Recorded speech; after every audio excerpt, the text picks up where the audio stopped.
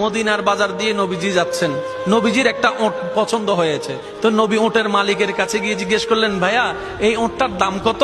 ওই দামাদামি হলো, নবী সে দামে কিনতে রাজি হলেন, কিন্তু নবীর কাছে তখন অর্থ ছিল না। তখন নবীজি ওনাকে বললেন, আপনি আমাকে ওটটা দেন, আমি এখনই গিয়ে আপনার সেই প্রাপ্যটা পাঠিয়ে দিচ্ছি। ওটের মালিক ওনাকে ওটটা দিয়ে দিলেন। আশেপাশে যারা ওটের মালিক ছিল সবাই জিজ্ঞেস করতেছে, এই পাগলা, তুমি কি যাকে ওট দিয়েছো তাকে চিনো? বলে যে না। নাম জানো? বলে যে না। পরিচয় জানো? বলে যে না। ঠিকানা জানো? না।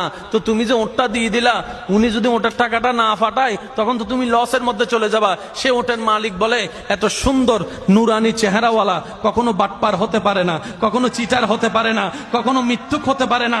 ওনার চেহারা দেখেই তো আমি ওট বিক্রি করার আগে মনটাই বিক্রি করে দিয়েছি, মনটাই বিক্রি করে দিয়েছি, মনটাই বিক্রি করে দিয়েছি। তোমরা যাই বলো, আমার মন বলে উনি আসবেই আসবে, টাকাটা পাঠাবেই পাঠাবে।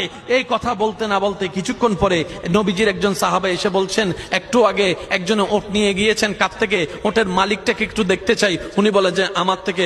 তো উনি বললেন, আমাদের নবী আপনার থেকে ওটটা নিয়ে গিয়েছেন, ধরেন ওটের টাকাটাও দিয়েছেন, আপনাদের খাবার জন্য কিছু খেজুরও হাদিয়া পাঠিয়েছেন, খেজুরও হাদিয়া পাঠিয়েছেন।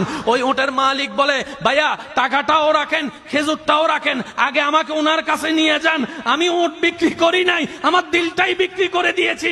ওনার চেহারা মোবারক দেখে আমার মনটাই পাল্টাই গিয়েছে, আমি কালিমা পড়ে মুসলমান হয়ে যেতে রাজি আছি। সুবহানাল্লাহ। जिसका कोई सानी नहीं वो नबी हमारा है, मुस्तफा की अजमत का हद ही ना किनारा है। आशिक बोले, लम याति नजीरु कफी नजरिन मिसले तुना शुद्ध पैदा जाना। चित्कार दिए बोलेन ना सुबहानाल्लाह। ওই নবীটা কাদের নবী? হয় নাই, সবার আওয়াজ বলেন, ওই নবীটা কাদের নবী? আমাদের কি ভাগ্য সে নবীর উম্মত হতে পেরেছে। আর একটু জোরে। প্রত্যেকটা বান্দাকে আল্লাহ জীবনে একবার সুযোগ দেয় দেয়, সে যে ধর্মেরই হোক, একবার সুযোগ আল্লাহ দিবেই দিবে, কিন্তু সুযোগটা কখন আসবে আল্লাহ জানায় না। তো সেজন্য ওয়াকুনু মা সাদিকিনের আয়াত আমল করতে হয়। আর একটু জোরে বলি না সুবহানাল্লাহ।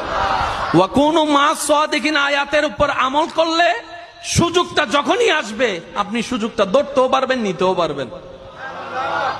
কেউ হাসরের ময়দানে গিয়ে আল্লাহকে বলতে পারবে না, আল্লাহ তুমি আমাকে সুযোগ দাও নাই, এটা বলতে পারবে না।